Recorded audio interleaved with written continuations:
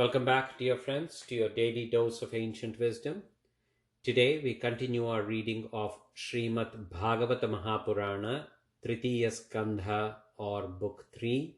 Discourse 32, which talks about destiny of the souls departing from this world by the bright path, the dark path, and the superiority of Bhakthiyoga. Lord Kapila continued. As for the man who, while continuing at home, performs duties of a householder, and earning wealth and pleasure of senses through them, resorts to these actions again, he too turns his face away from the Lord, deluded as he is by the desire, and worships through sacrificial performances the gods as well as the mains with reverence. His mind being swayed by reverence for the aforesaid beings, the man undertakes vows to propitiate the gods and the mains, and having attained thereby to the realm of the moon, a part of the heavenly world, drinks with them the inebriating sap of the soma plant. But when the stock of merit that earned him an abode in the aforementioned realm is exhausted, he must return to this mortal world. When at the end of the Kalpa, Srihari, who has Ananta the serpent god Sesha for his seat, reclines on his couch of Sesha, the lord of the serpents, these worlds attained to by the householders get dissolved or enter his body and disappear. Those wise men, however, who do not perform their duties for the sake of sensuous enjoyment and wealth,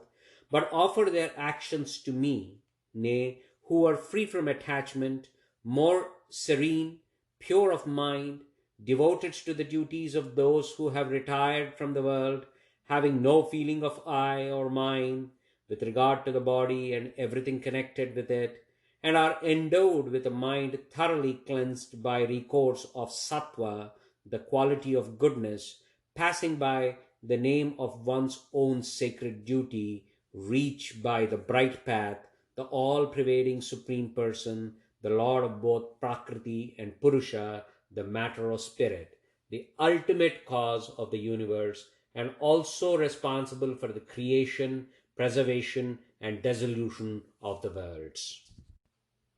As for those who meditate on the Hiranyagarbha or Brahma as no other than the Supreme, dwell in the realm of Brahma, the highest heaven known by the name of Satyaloka, till the dissolution of Brahma, which takes place at the end of two parardhas, intending to dissolve the universe enclosed by earth, water, fire, air, ether, the mind, the senses and their objects, and the ego, the source of the elements, and so on, and having finished his regime extending over two parardhas, when Brahma, the self-born, who is higher than the other gods, identifies himself with the Prakriti consisting of the three gunas and enters the Absolute, the yogis that have controlled their breath and mind and gunas are free from passion, enter the body of the worshipful Brahma after casting off their body, and along with him get merged into the Supreme Brahma, who is the embodiment of the highest bliss and no other than the most ancient person, and to whom they did not attain before, in as much as their egotism has not led them till then. Therefore, O great lady, seek refuge with devotion in him alone who has taken up his abode in the lotus-like heart of all living beings, and whose glory you have just heard from me. On the other hand, even Brahma, the repository of the Vedas, and the cause of the mobile and the immobile creation, along with the sages Marichi and others, the lords of yoga like Sanaka and others, and other siddhas who are the first teachers of yoga, even after entering at the time of final dissolution by virtue of their disinterested action, the body of the first Purusha, the foremost of all Purusha, who is no other than Brahma presiding over the three gunas, is born again as before, if the Lord so desires, at the time of creation, when the equilibrium of gunas is disturbed by the time spirit, a manifestation of the Lord himself, because of his reiterating of the notion of difference and due to his sense of doership.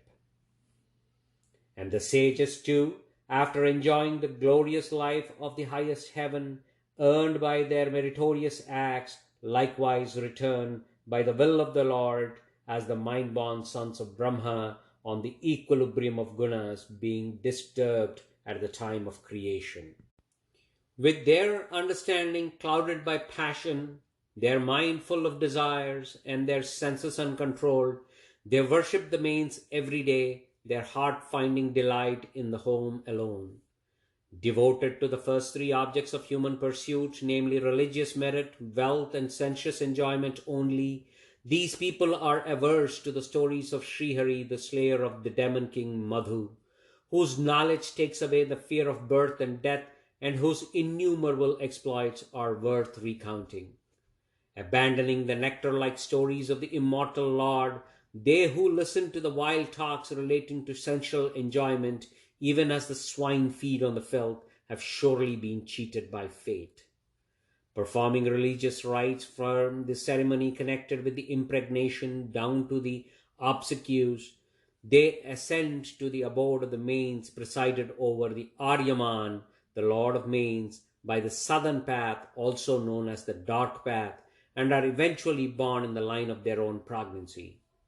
Thereafter, when their merit that earned them an absolute in the realm of the mains is exhausted, they are forthwith robbed of their glorious state by the gods in charge of that realm, and helplessly descend once more to this world of the mortals, O virtuous lady.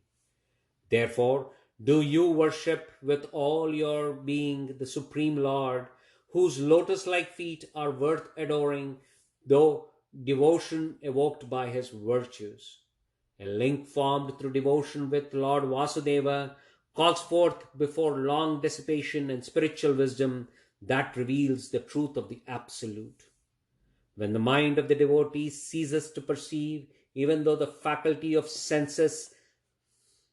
any difference in shape of agreeability of otherwise in objects of senses, which are just the same as being the manifestation of the same reality, namely Brahma, he forthwith realizes by his intellect his own self as the revealer of unity, free from attachment, devoid of merit and demerit, that which is worth accepting or rejecting, and established in its own glorious state. The Lord is nothing but absolute consciousness and is the same as the transcendent reality Brahma, the Supreme Spirit, the ruler of all, and the highest person. Though one, he appears in diverse forms as the seer, the object seen, the means of the sight, and so on. Absence of attachments to all, that is the only desired end to be attained through all forms of yoga practiced by a yogi. Brahma is the absolute consciousness, one and attributeless, yet through the senses which have an outward tendency, it erroneously appears in the form of various objects possessing sound and other attributes. Just as the same Supreme Brahma appeared as Mahat Tattva, the principle of cosmic intelligence, the threefold Sattvika, Rajasika, and Tamasika ego, the 5 gross elements, and the 11 Indriyas, and the same self-effulgent being was named as Jiva when endowed with these. Even so, the body of the Jiva in the form of the universe is no other than Brahma. For it is from Brahma that it has sprung. Of course, he alone can perceive in it as such, whose mind has been composed and rid of all attachment through reverence, devotion, daily practice of yoga, and dissipation. I have thus expounded to you, O revered Mother, the wisdom which reveals the true nature of the Absolute, and by means of which one can realize the true path about Prakriti, the matter, and Purusha, the spirit. The discipline of jnana or spiritual knowledge and the discipline of devotion, which is free from the influence of three gunas, directed towards me, leads to the same goal, which is signified by the word Bhagavan. Just as one and the same substance possessed of several attributes such as color, taste, and so on is perceived in different ways through the senses following different courses, even so the Lord, though one, is variously realized through different paths recommended by the scriptures. Through works of public utility such as digging of wells and tanks, construction of roads, and sacrifices, charitable gifts, and austere penance, study of the Vedas, and an inquiry into the meaning, nay, even through the control of mind and senses, namely abstaining from prohibited acts, as well as through the renunciation of action, through yoga with different limbs such as yama, niyama, and so on, and likewise through the discipline of devotion, though the twofold dharma, namely that which is accompanied by worldly activity and that which is characterized by renunciation, and again through the realization of the true nature of the self, and through dissipation do we attain the same effluent Lord, who is both with attributes and without attributes.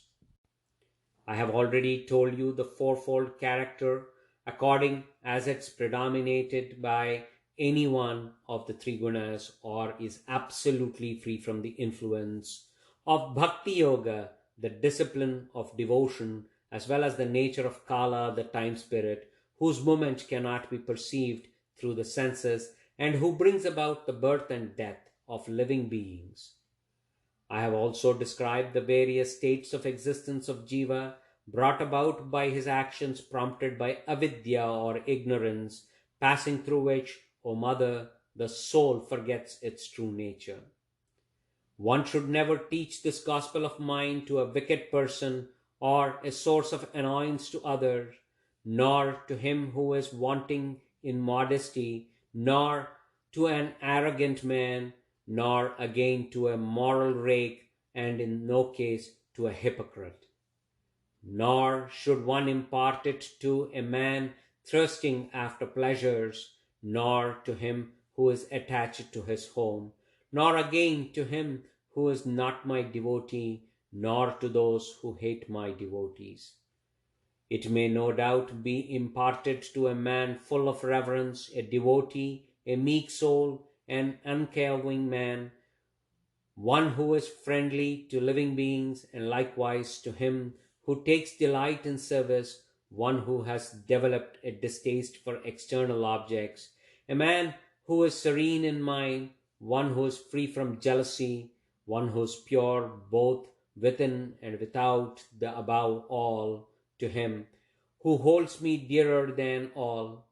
with his mind fixed on me, O Mother, the man who reverently listens or repeats this discourse of mine but once will surely attain to my state.